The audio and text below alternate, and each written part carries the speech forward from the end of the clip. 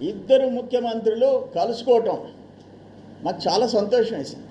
నేను ట్వీట్లో కూడా పెట్టా, ఇప్పటిదాకా ముఖ్యమంత్రులు ఒకరు ప్యాలెస్కి ఒకరు ఫామ్ హౌస్కి పరిమితం అయితే ప్రజానాయకులు అనిపించుకున్నారు. చంద్రబాబు నాయుడు గారు, రేవంత్ రెడ్డి గారు ఒక రోల్ మోడల్గా నిలిచారు దేశంలో.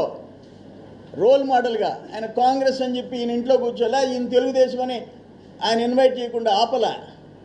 వయసులో చిన్నోడైనా చంద్రబాబు నాయుడు నేనే వస్తా, మా రాష్ట్ర సమస్యలు ఉన్నాయి, రెండు రాష్ట్రాలు తెలుగు వాళ్ళ రాష్ట్రాలు, వాటిని పరిష్కరించుకొని రెండు రాష్ట్రాలు ముందుకు పోవాలని ఒక మంచి మెసేజ్ ఇచ్చాడు చంద్రబాబు నాయుడు గారు.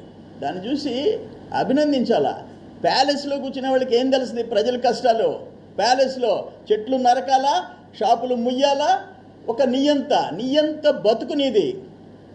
పాపాలు చూపించావు ప్రజలకి జగన్మోహన్ రెడ్డి. నువ్వు ఇప్పుడు ఆయన ఒక ఈ ముఖానికి అసలు అది కూడా తెలీదు. ఆ నోట్ అంతా సాక్షి పేపర్ నుంచి వచ్చింది, అక్కడి నుంచి సజ్జల కుమారుడి దగ్గర నుంచి వచ్చింది. దాన్ని చదువుతా కూర్చున్నాడు ఒక గంట సేపు కాకని. కానీ దీన్ని తీవ్రంగా ఖండిస్తున్నాం. నేను చెప్తుండా, ఇంకా నోరు పారేసుకుంటే, బాబు గారి మీద నువ్వు నోరు పారేసుకుంటే నిన్ను వదిలిపెట్టే ప్రసక్తిలే.